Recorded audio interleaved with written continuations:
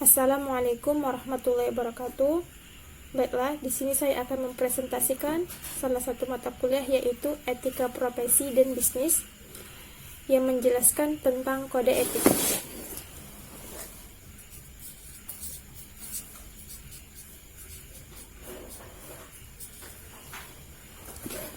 Kode etik. Hakikat makna kode etik.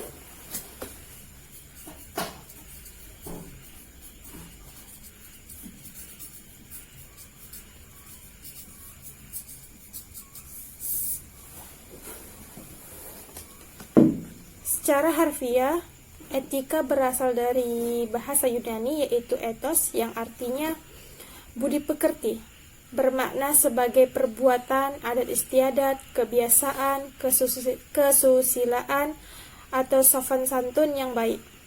Jadi, kode etik itu ialah suatu bentuk aturan tertulis yang secara sistematika sengaja dibuat berdasarkan prinsip-prinsip moral yang ada pada saat dibutuhkan, akan dapat difungsikan sebagai alat untuk menghakimi segala macam tindakan yang secara logika, rasional, umum dinilai menyimpang dari kode etik. Kode etik memberi petunjuk di bawah ini yaitu yang pertama, hubungan antara klien dan penyandang profesi. Kedua, pengukuran dan standar evaluasi yang dipakai dalam profesi. 3. Penelitian dan publikasi.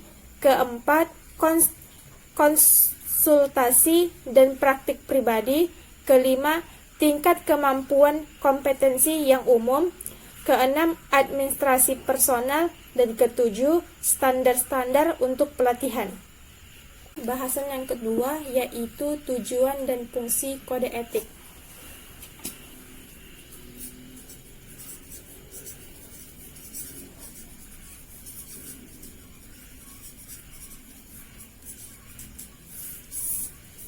Adapun tujuannya yaitu untuk menjunjung tinggi martabat profesi. Dalam hal ini, kode etik dapat menjaga pandangan dan kesan dari pihak luar atau masyarakat, agar pihak luar jangan sampai memandang rendah suatu profesi. Yang kedua ialah untuk menjaga dan memelihara kesejahteraan para anggotanya, baik itu kesejahteraan batin maupun kesejahteraan lahir. Yang ketiga yaitu untuk meningkatkan pengabdian para anggota profesi, sehingga anggota profesi mudah mengetahui tugas dan tanggung jawab pengabdian dalam melaksanakan tugasnya. Keempat yaitu untuk meningkatkan mutu profesi. Ia membuat norma-norma dan anjuran agar para anggota profesi selalu berusaha meningkatkan mutu pengabdian peranggotaannya.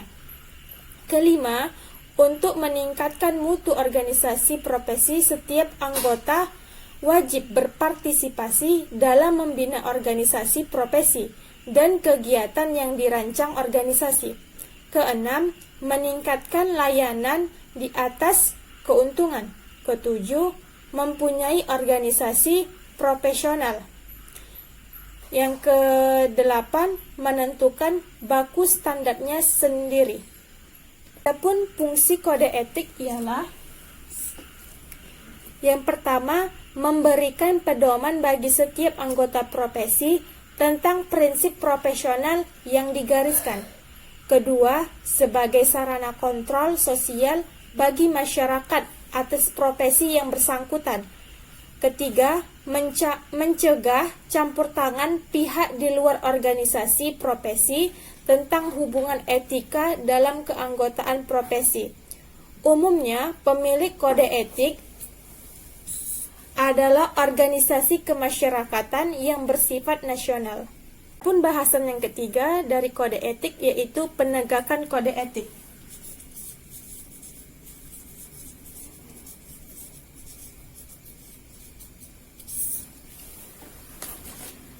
Etika merupakan landasan yang harus dijunjung oleh seorang profesional. termasuk hakim dalam menjalankan profesinya dan berbagai macam suatu profesi lainnya. Saat suatu profesi atau misalnya hakim memberi keputusan, hakim bukan sedang menghadiahkan keadilan. Karena itu, setiap keputusan yang diberikan hakim harus berdasarkan hukum.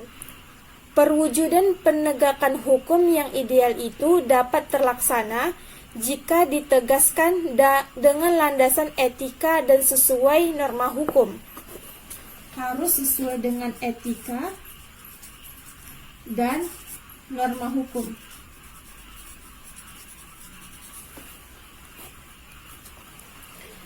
Kode etik dibutuhkan guna menjaga dan menegakkan kehormatan dan keluhuran martabat. Kode etik merupakan inti yang melekat pada suatu profesi, sebab ia adalah kode perilaku yang memuat nilai etika dan moral. Kode etik menuntut suatu profesi untuk berintegritas dan profesional. Profesional tanpa etika menjadikannya bebas sayap. Maksudnya ialah tanpa kendali dan tanpa pengarahan. Namun, jika dia mempunyai etika tanpa profesional, menjadikan ia sebagai lumpuh sayap. Maksudnya ialah tidak maju, bahkan tidak tegak. Suatu profesi sering digambarkan sebagai pemberi keadilan.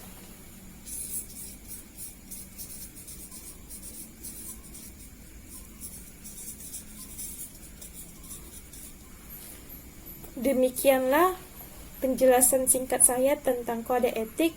Mohon maaf apabila ada salah penyampaian. Semoga bermanfaat. Wassalamualaikum warahmatullahi wabarakatuh.